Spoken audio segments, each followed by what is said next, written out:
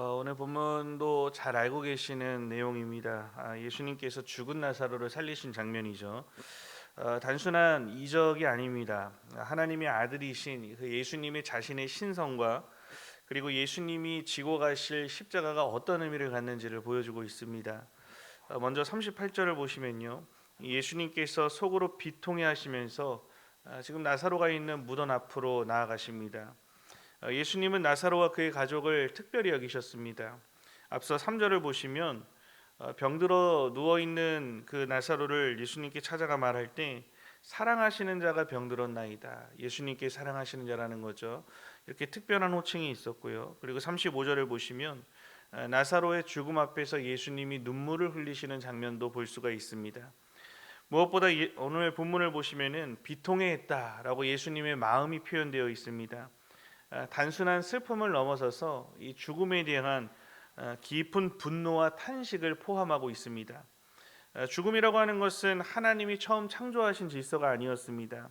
인간의 죄로 인해 들어온 결과였습니다. 그래서 예수님께서는 지금 사랑하는 자가 눈앞에 죽어 있는 이 모습을 보면서 당연한 것으로 받아들이지 않으시고 그 현실을 마주하며 비통해 하셨던 것입니다. 슬픔을 위로하고 예수님께서 말씀하시죠. 돌을 옮겨 놓으라. 이 당시 유대인의 무덤은 바위나 언덕을 파서 만든 동굴형 무덤이 일반적인 무덤이었습니다. 시신을 보호하고 그리고 그 돌로 막아 냄새를 차단하는 역할을 했을 뿐만 아니라 더 이상 사람이 접근할 수 없다라고 하는 돌로 입구를 만들어서 아무도 밀 수 없는 상태, 혼자만의 힘으로는 밀 수 없는 이런 단절을 상징하는 뜻이 그 돌무덤 안에 담겨 있었습니다. 그래서 돌을 옮기라라고 하는 이 예수님의 말씀에 마르다가 어떻게 반응합니까? 현실적인 반응을 하죠. 주여, 죽은 지가 나흘이 되었음에 벌써 냄새가 납니다라고 예수님께 말씀드립니다. 앞서 마르다는 분명히 예수님 앞에 고백했습니다. 주는 그리스도시요 세상에 오시는 하나님의 아들이신 줄 내가 믿나이다. 멋진 고백이죠. 그리고 참된 신앙 고백임에 분명했습니다. 그렇지만 돌을 치우라는 예수님의 말씀에 마르다가 더 크게 본 것은 현실과 상식이었습니다. 어쩌면 매우 당연하고 합당한 반응이었습니다. 그런데 동시에 이것이 바로 인간의 한계임을 드러냅니다. 사람의 눈으로 보면 나사로의 상황은 지금 완전히 끝난 상태가 맞습니다. 예수님이 숨쉴 수 없는, 이미 죽어 부패하고 있는, 냄새가 나기 시작하고 있는 썩어지는 시신이었습니다. 그러나 예수님께서는 어떠십니까? 한계가 있으신 분이십니까? 한계가 없으십니다. 모든 것의 주인 되시는 그분은 말씀하시는 것입니다. 내가 믿으면 하나님의 영광을 보리라 하지 아니하였느냐. 사람은 상황과 상식을 기준으로 자연스럽게 생각하지만 예수님은 믿음을 통해 하나님의 영광을 바라볼 수 있도록 역사하시는 분이십니다. 죽음이라는 현실이 하나님의 일을 제한하는 것이 아니라 오히려 그 자리에서 죽음이라는 수단을 통해 하나님의 영광이 드러나게 되는 것입니다. 결국에는 돌을 옮겼습니다. 그리고 예수님은 기도하신 후 큰 소리로 외치십니다. 나사로야 나오라. 담대하고 힘 있는 말씀입니다. 누가 이런 말을 할 수 있겠습니까? 생명을 창조하시고 주인 되신 분만이 할 수 있는 권세 있는 말씀입니다. 그리고 그 말씀 가운데 어떤 역사가 일어납니까? 분명히 죽었습니다. 그리고 냄새가 날 정도로 부패하고 있던 썩어진 시신이었습니다. 그런데 그 죽었던 나사로가 일어나 나옵니다. 수족을 배로 동인 채로 나와서 묶여 있는 상태 그대로 나와서 예수님 앞에 그리고 많은 사람들 앞에 그 모습을 보였던 것입니다. 그리고 그 모습을 보신 예수님께서는 풀어놓아 다니게 하라라고 말씀하십니다. 이처럼 예수님께서는 죽음을 살리실 수 있을 뿐만 아니라 묶여 있는 것을 풀어 자유롭게 하실 수 있는 분이 되어 주시다는 것을 오늘 말씀을 통해 드러내 보이고 있으십니다. 성도 여러분, 우리의 삶에도 나사로가 머문 무덤과 같은 자리가 있지 않습니까? 이미 모든 것이 끝났습니다 라고 여기는 이미 여러분들이 포기해버린 문제들은 없으십니까?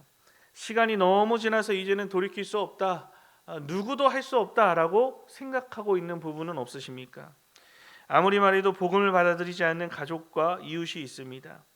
오랜 시간 기도하고 약속까지도 받아냈지만 여전히 요지부동의 모습을 보면 이제는 더 이상 안 될 것 같습니다. 하나님, 포기해버린 자신의 모습을 발견하게 되는 것입니다.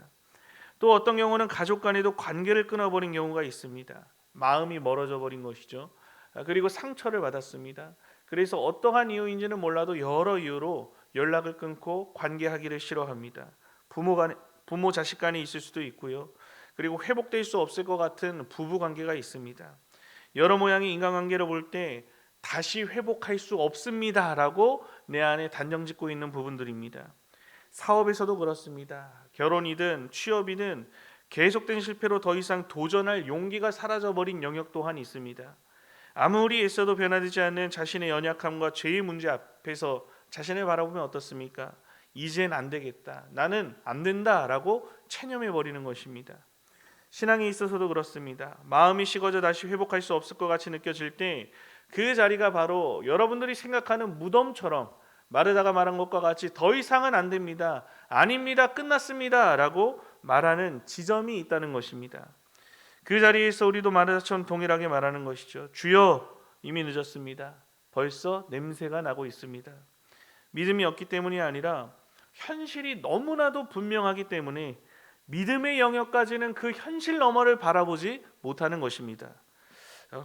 그러나 주님은 그런 자리에 있는 우리들에게 동일하게 말씀하십니다. 돌을 옮겨 놓으라. 이 주님은 죽은 자를 살리시는 분이시지만 돌을 옮겨 놓는 일은 우리에게 맡겨주십니다. 그것은 어렵지 않습니다. 우리가 할 수 있는 작은 순종의 요구를 하십니다. 그것들이 무엇입니까? 그것은 닫혀있는 우리의 마음을 여는 순종입니다. 포기했던 자리에서 다시 일어나 하나님 앞에 나와 기도하는 것입니다. 끊어졌던 관계에 먼저 손을 내미는 것입니다. 말씀 앞에 다시 서는 것입니다. 이것들이 바로 돌을 옮기는 작은 순종의 믿음이 됩니다. 그렇지만 한 가지 기억해야 할 것이 있습니다. 순종함으로 돌을 옮겼을 때 우리가 마주하는 현실은 쉽지 않을 수 있다는 것입니다. 그 돌을 옮겼을 때 어떤 상황이 벌어졌겠습니까? 부패한 시신의 냄새가 나고 부패한 그 시신을 마주할 수도 있습니다. 감추고 덮고 있던 것을 다시 떠올리며 드러내야 하는, 그것을 마주해야 하는 현실적인 아픔들이 있을 수 있습니다. 그러나 그 현실적인 상황 뒤에 예수님은 말씀하십니다. 돌을 옮겨 놓아라. 우리가 그 말씀에 순종할 때 마주하는 현실에 힘들더라도 그 이후에 일은 누가 하십니까? 예수님께서 일하심을 보게 됩니다. 나사로야 나오라 라는 것은 누가 말씀하십니까? 예수님께서 말씀하셨습니다. 그렇게 선포하시는 권세 있는 그분의 능력을 그 앞에 있는 순종함으로 결단한 무리들에게 나타내 보여주시며 두 눈으로 직접 바라보게 하시고 그 놀라운 역사를 체험할 수 있도록 인도해 주시는 것입니다. 무엇보다 돌을 옮기고 나오라고 외치시는 주님의 말씀 뒤에 묶인 것을 풀어 자유롭게 살도록 이끌어 주셨습니다. 그러므로 더 이상 과거에 묶여 있거나 죄에 붙잡혀 있거나 두려움과 정죄 속에 머물러 있거나 무엇보다 안 되고 늦었다는 생각에 묶여 있지 말고 주님께서 죽음에서 생명으로 회복시키신 이 놀라운 능력을 여러분들이 먼저 체험하고 있지 않습니까? 내가 과연 예수 그리스도 앞에 구원받은 신자로서 자격 있는 사람이었습니까? 그렇지 않다는 걸 내 자신이 너무나도 잘 압니다. 그렇지만 예수님께서 우리를 부르시고 우리를 건지시어 구원의 확신과 소망을 가지고 살아가는 자로 만들어 주셨습니다. 이보다 더 큰 기적을 내가 체험한 것이 어디 있겠습니까? 우리는 이미 죽음에서 생명으로 회복시키신 그 놀라운 능력을 먼저 입은 자들입니다. 그 능력을 입은 신자답게 믿음으로 살아갈 수 있어야 하는 것입니다. 나오라, 그리고 풀어놓고 다니게 하라 라고 하는 이 말씀을 다시 한번 믿음으로써 붙드시고 삶의 어떤 자리에서도 여러분들 스스로 포기하고 안 된다고 내려놔 버린 무덤의 상황이 아니라 예수 그리스도께서 역사하시는 생명의 역사가 여러분들의 삶 가운데 충만히 흘러 넘치게 되기를 우리 예수님의 이름으로 간절히 축원합니다.